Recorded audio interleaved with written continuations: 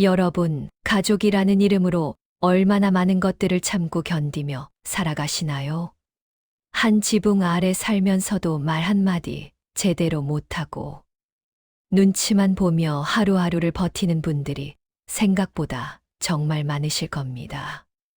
오늘 제가 들려드릴 이야기는 바로 그런 분의 이야기입니다.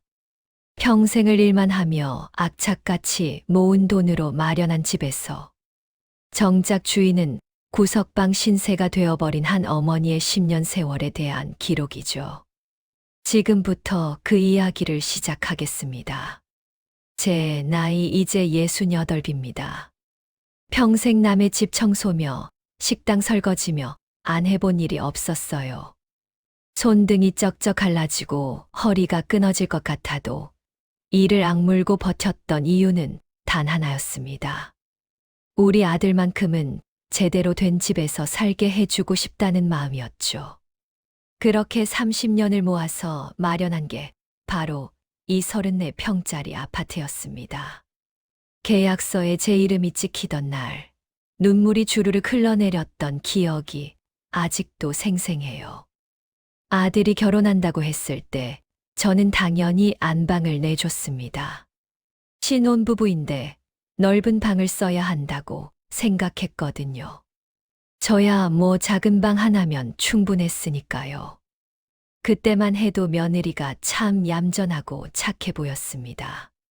시어머니한테 공손하게 인사도 잘하고 말투도 부드러웠죠. 주변 사람들이 모두 부러워했어요. 며느리 복 타고났다고, 아들내미가 효자라고 말입니다. 손주가 태어나고 나서부터 제 하루는 그야말로 전쟁터였습니다. 새벽 5시에 일어나서 아침 준비하고 손주 녀석 유치원 보낼 준비하고 설거지, 빨래 청소 다 하고 나면 어느새 점심시간이에요. 그러고 나서 장 보러 다녀와서 저녁 준비하고 손주 녀석 유치원 데리러 가고 저녁 먹이고 씻기고 재우고 나면 밤 10시가 훌쩍 넘어갑니다.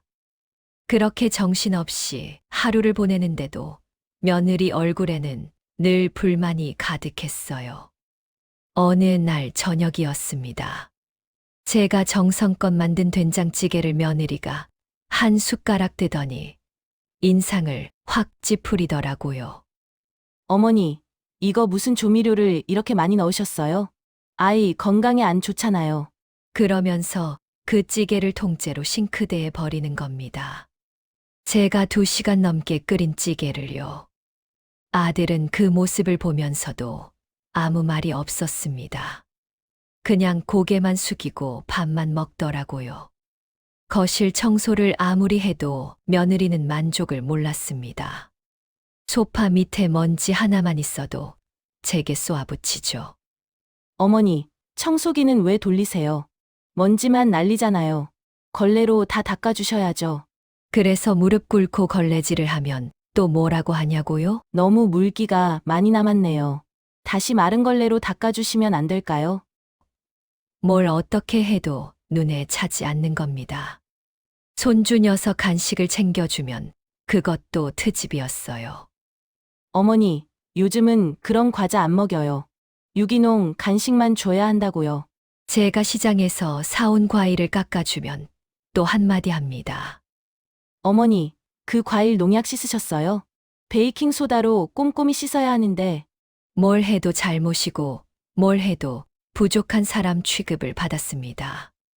제 친구가 남편을 잃었을 때였습니다. 평생 함께 일하며 정을 나눴던 친구였기에 부조금이라도 넉넉히 하고 싶었어요.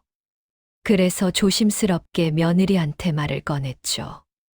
며느리야, 내가 부조금 좀 써도 될까? 그랬더니 며느리가 차갑게 쏘아붙입니다. 어머니 돈도 아니면서 무슨 부조금이에요. 저희 가계부에서 나가는 돈인데 제가 결정해야죠. 결국 겨우 3만 원만 낼 수 있었습니다. 그것도 며느리 눈치를 보면서요. 명절 때는 더 심했습니다.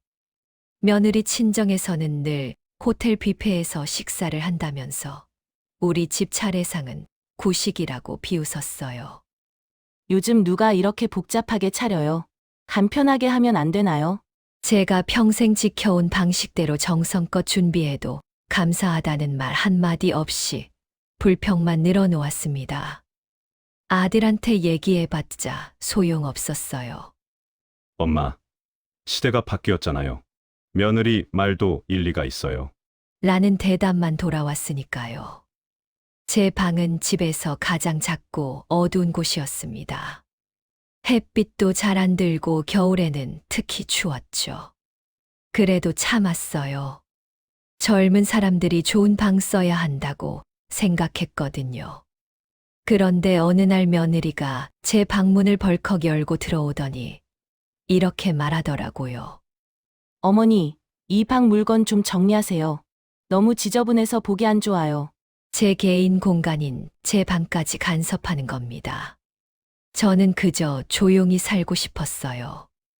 아들네 부부 싸우는 소리 들리면 숨소리도 죽이고, 화장실 가고 싶어도 아들네가 먼저 씻을 때까지 참고, 배고파도 냉장고 함부로 열지 못했습니다. 왜냐고요? 며느리가 눈을 부라리며 한마디 하거든요. 어머니, 냉장고 문 자꾸 여시면 전기세 나와요. 제 집 냉장고인데도 눈치를 봐야 했습니다. 손주 녀석이 저를 좋아하는 게 그나마 위안이었어요. 할매 하면서 제 품에 안기는 모습을 보면 그래도 제가 쓸모가 있구나 싶었죠. 그런데 며느리는 그것조차 못마땅해 했습니다. 애가 할머니한테만 붙으니까 독립심이 안 생기잖아요. 좀 떨어져 계세요. 손주하고 놀아주는 것마저 눈치를 봐야 했어요. 밤마다 작은 방에 누워서 천장을 바라보며 생각했습니다. 내가 왜 이렇게 살아야 하나? 내 돈으로 산 집에서 왜 이렇게 주눅 들어 있어야 하나? 하지만 아들이 힘들까봐, 손주가 불쌍할까봐 그저 참고 또 참았습니다. 그게 엄마의 도리라고, 시어머니의 역할이라고 스스로를 다독였죠. 세월이 흐를수록 며느리의 태도는 더욱 노골적으로 변해갔습니다. 처음에는 그래도 제 눈치를 살짝 보는 듯 했는데, 시간이 지나면서 아예 대놓고 무시하기 시작했어요.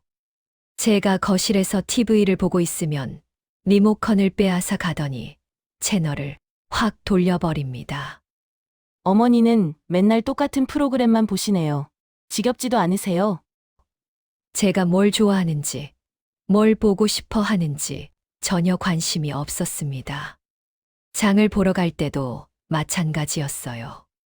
제가 필요한 물건이 있어서 며느리한테 말하면 그건 필요 없는 것 같은데요. 쓸데없이 돈 낭비하지 마세요. 라고 잘라 말합니다. 제 돈으로 제가 필요한 걸 사겠다는데도 허락을 받아야 하는 상황이었죠. 제 통장은 이미 며느리가 관리하고 있었거든요. 아들이 엄마 혼자 돈 관리하면 힘드시잖아요. 며느리한테 맡기세요. 라고 해서 넘겨줬는데 그게 화근이었습니다. 병원에 가려고 해도 며느리 허락이 필요했어요. 무릎이 아파서 정형외과에 가고 싶다고 하면 어머니, 그냥 파스 붙이시면 되잖아요. 병원비 아까워요. 라고 합니다. 제 건강보다 돈이 더 중요한 거죠. 정작 며느리 자기는 일주일에 2~3번씩 피부과며 한의원이며 다니면서 말입니다. 제가 조금이라도 아픈 내색을 하면 또 어디 아프세요? 나이 드시니까 맨날 아픈 데가 있으시네요. 라며 귀찮다는 표정을 지었습니다. 친구들을 집으로 초대하고 싶다는 생각은 감히 꿈도 못 꿨어요. 한 번은 오랜만에 친구가 놀러 오겠다고 해서 조심스럽게 며느리한테 말했습니다. 며느리야, 다음 주에 내 친구 한 분이 잠깐 오신다는데 괜찮겠니? 그랬더니 며느리 얼굴이 싹 굳더니 이렇게 말하더라고요. 어머니, 저 그날 집에서 재택근무하는데요. 사람 오시면 시끄러워서 일 못해요. 결국 친구한테 미안하다고 전화해야 했습니다. 손주 녀석 학교 행사에도 저는 갈 수가 없었어요. 학예회든 운동회든 할머니로서 당연히 가서 손주 응원해주고 싶은 게 마음인데 며느리가 막습니다. 어머니까지 가시면 자리 차지만 하잖아요. 저희 둘만 가면 돼요. 저는 집에서 손주 녀석이 받을 상장을 상상하며 혼자 기다리는 수밖에 없었죠. 손주가 돌아와서 할매, 오늘 내가 1등 했어. 라고 자랑해도 저는 그 자리에 없었던 겁니다. 명절 때면 며느리, 친정 식구들이 우리 집에 와서 파티를 하곤 했습니다. 거실에 와인잔 부딪히는 소리가 요란한데 저는 제 작은 방에 들어가 있어야 했어요. 어머니는 이런 자리 불편하시죠? 방에서 쉬세요. 라는 며느리의 말에 저는 그냥 고개를 끄덕일 수밖에 없었습니다. 제 집인데도 저는 손님이 아니라 없는 사람 취급을 받았습니다. 제가 감기라도 걸리면 정말 난감했어요. 기침 소리가 조금만 나도 며느리가 방문을 쾅 닫으며 어머니, 애한테 옮으면 어떡해요? 마스크 좀 쓰세요. 라고 소리칩니다. 아픈 사람한테 위로는커녕 병균 취급을 하는 거죠. 아들한테 야, 내 엄마가 아프신데 병원이라도 모셔드려야 하는 거 아니냐라고 하고 싶었지만 참았습니다. 괜히 부부 사이 틀어지게 만들까 봐요. 설거지를 하다가 그릇을 깨뜨린 적이 있습니다. 손이 미끄러워서 실수로 떨어뜨린 건데 며느리가 달려오더니 난리가 났어요. 어머니, 그게 얼마짜리 그릇인 줄 아세요? 백화점에서 한 세트에 30만 원 주고 산 건데. 사과하고 또 사과했지만 며느리는 한참을 투덜거렸습니다. 그 뒤로 저는 설거지할 때마다 손이 떨렸어요. 또 실수하면 어쩌나 하는 두려움 때문에요. 제 옷은 늘 낡고 해진 것들 뿐이었습니다. 새 옷 하나 사고 싶어도 며느리 눈치가 보여서 못 샀어요. 한 번은 백화점에서 할인한다고 해서 가디건 하나를 샀는데 며느리가 보더니 어머니, 그 나이에 무슨 옷이 필요하세요? 입고 다닐 데도 없으면서. 라고 말합니다. 그 말을 듣는 순간 정말 가슴이 무너지는 것 같았어요. 제가 사람 구실도 못하는 건가 싶었죠. 밥을 먹을 때도 늘 조마조마했습니다. 제가 반찬을 조금 많이 먹으면 며느리가 눈을 흘기거든요. 입맛이 없어서 적게 먹으면 또 뭐라고 하냐고요? 어머니, 밥 남기시면 제가 설거지 힘들어요. 드실 만큼만 담으세요. 뭘 어떻게 해도 눈치만 보이는 식사 시간이 점점 고역이 되어 갔습니다. 제 생일날이었습니다. 아침부터 혹시나 아들이나 며느리가 챙겨줄까 기대했는데 아무도 아무 말이 없더라고요. 저녁 먹을 때까지 아무도 생일 축하한다는 말을 안 했습니다. 결국 제가 먼저 오늘이 내 생일인데 라고 조심스럽게 말하자 며느리가 아, 그러셨어요? 미리 말씀하시지, 그러셨어요. 라고 시큰둥하게 대답했어요. 케이크도 없고 선물도 없이 그냥 평범한 저녁 식사로 끝났습니다. 청소를 하다가 허리를 삐끗한 적이 있어요. 바닥에 주저앉아서 일어나지 못하고 있는데 며느리가 지나가다 보더니 어머니, 거기서 뭐 하세요? 빨리 일어나세요. 손주 유치원 데리러 가야 하는데. 라고 합니다. 제가 아파서 못 일어난다고 해도 걱정하는 기색 없이 짜증만 내더라고요. 결국 혼자 힘으로 간신히 일어나서 진통제 먹고 손주 데리러 갔습니다. 어느 날은 제 귀금속을 팔아야겠다는 생각이 들었어요. 생활비가 부족해서요. 며느리한테 돈을 달라고 하면 잔소리만 듣게 될 테니까 차라리 제 물건을 파는 게 낫겠다 싶었죠. 그래서 젊은 시절 남편한테 받았던 금반지를 내놓으려고 하니까 가슴이 찢어지는 것 같았습니다. 평생 간직하려고 했던 물건인데 말이에요. 손주 녀석이 제 방에 들어와서 놀다가 며느리한테 혼난 적이 있습니다. 할머니 방은 냄새 나니까 들어가지 마 라고 소리치는 며느리의 목소리가 집안에 울려 퍼졌어요. 제 방에서 무슨 냄새가 난다는 건지 정말 모욕감이 들었습니다. 손주 녀석은 그 말을 듣고 제 방에 안 오더라고요. 할머니 방은 더럽다고 생각하게 된 거죠. 제 건강이 점점 나빠지기 시작했습니다. 무릎도 아프고 혈압도 오르고 밤에 잠도 제대로 못 자는 날이 많아졌어요. 스트레스 때문이었죠. 그래도 참고 또 참았습니다. 며느리한테 아프다고 하면 병원비 아깝다고 할 게 뻔했으니까요. 그렇게 몸을 혹사하다 보니 어느 날은 정말 일어나기조차 힘든 날이 있었습니다. 그날 아침 저는 정말 온몸이 천근만근이었어요. 침대에서 일어나려고 해도 기운이 하나도 없었습니다. 그래도 손주 유치원 보내야 하고 아침 준비해야 하니까 억지로 몸을 일으켰죠. 휘청거리면서 부엌으로 갔는데 며느리가 인상을 찌푸리며 말합니다. 어머니, 왜 이렇게 늦으세요?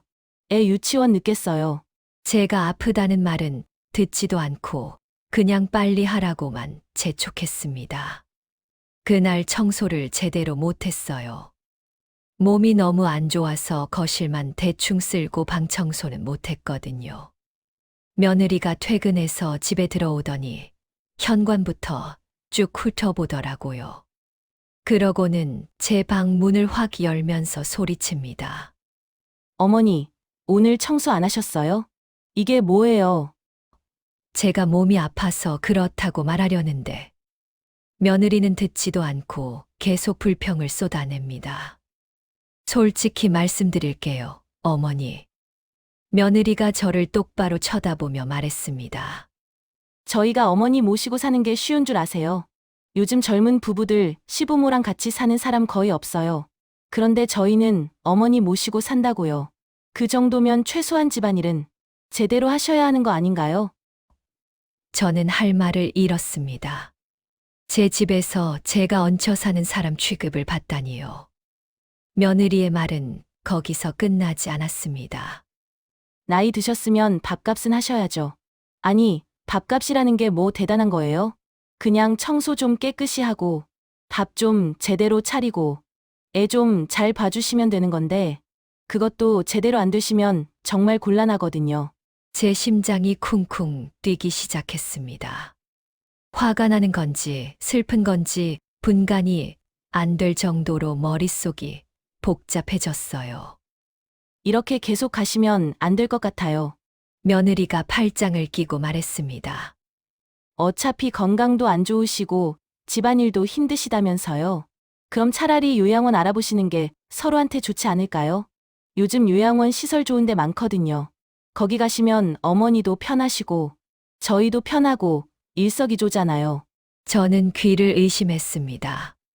지금 며느리가 저더러 요양원 가라고 하는 건가요? 며느리야, 그게 무슨 소리냐? 제가 떨리는 목소리로 말했습니다.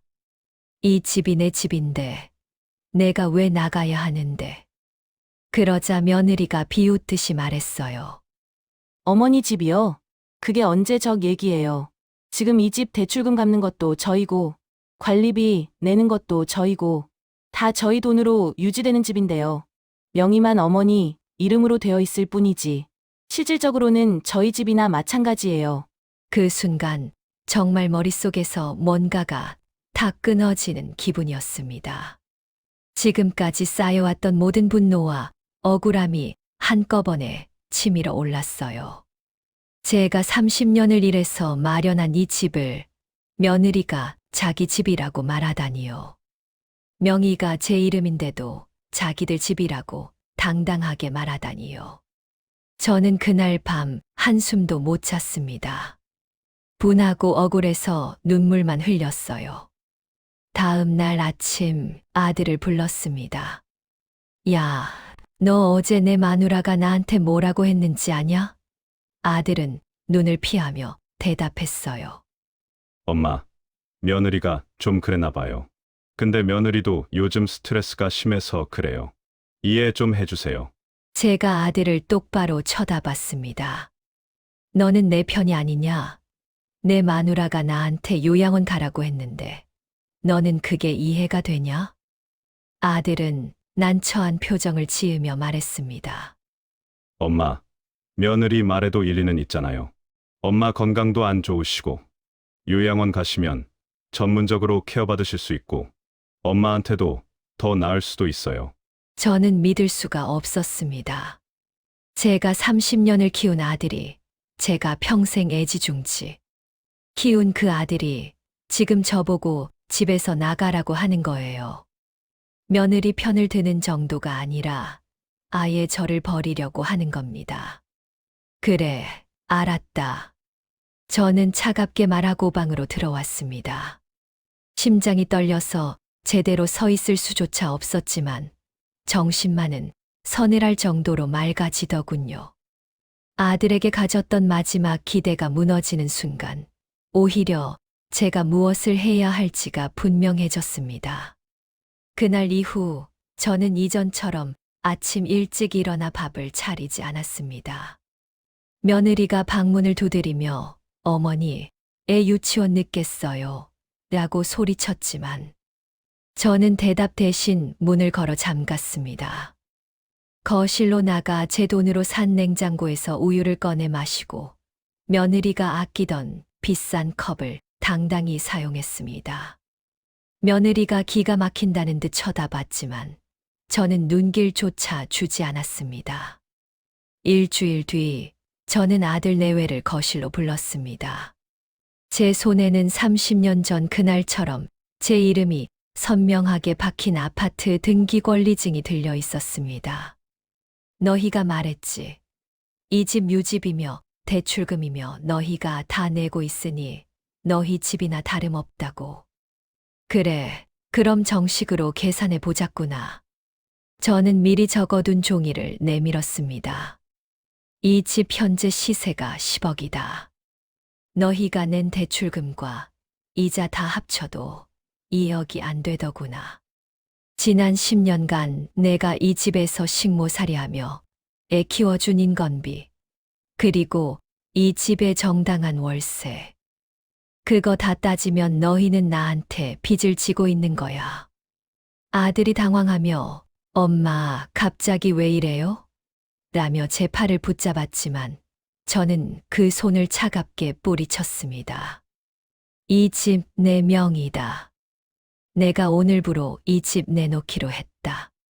부동산에 이미 말해뒀으니 다음 달 말까지 짐 싸서 나가거라. 며느리는 거품을 물고 쓰러질 듯 소리를 질렀습니다. 어머니, 저희가 나가면 어디로 가요? 애 학교는요? 아들도 옆에서 엄마, 정말 독하시네요. 자식, 길바닥에 낳는 꼴 보고 싶으세요? 라며 저를 비난했습니다. 하지만 저는 흔들리지 않았습니다. 10년 동안 제가 그 좁은 구석방에서 느꼈던 외로움과 모욕에 비하면 이건 아무것도 아니었으니까요. 결국 집은 매매되었습니다. 잔금을 치르던 날, 저는 아들에게 그동안 그들이 낸 대출금 원금만 딱 잘라 돌려주었습니다. 이걸로 전세를 얻든 월세를 얻든 알아서 해라. 그리고 내 번호는 지워라. 이제 나는 너희의 식모도 애 보는 할머니도 아닌 그냥 나로 살 거다. 저는 그 큰 집을 정리하고 햇볕이 아주 잘 드는 작은 빌라를 하나 얻었습니다. 방은 하나뿐이지만 거실엔 제가 좋아하는 화분들을 가득 놓았습니다. 며느리 눈치 보느라 못 샀던 예쁜 그릇도 사고 비싼 차도 우아하게 마십니다. 가끔 손주 녀석이 보고 싶어 가슴 한구석이 아릴 때도 있습니다. 하지만 거울 속에 저를 봅니다. 굽어있던 허리가 펴지고 생기 없던 눈에 빛이 돌아온 저를요. 가족이라는 이름의 감옥에서 스스로 걸어 나온 지금. 저는 68살의 나이에 비로소 진짜 내 인생의 주인이 되었습니다. 누가 뭐래도 저는 이제 평온합니다. 문을 열면 들어오는 따스한 햇살, 그것만으로도 제 남은 생은 충분히 찬란하니까요.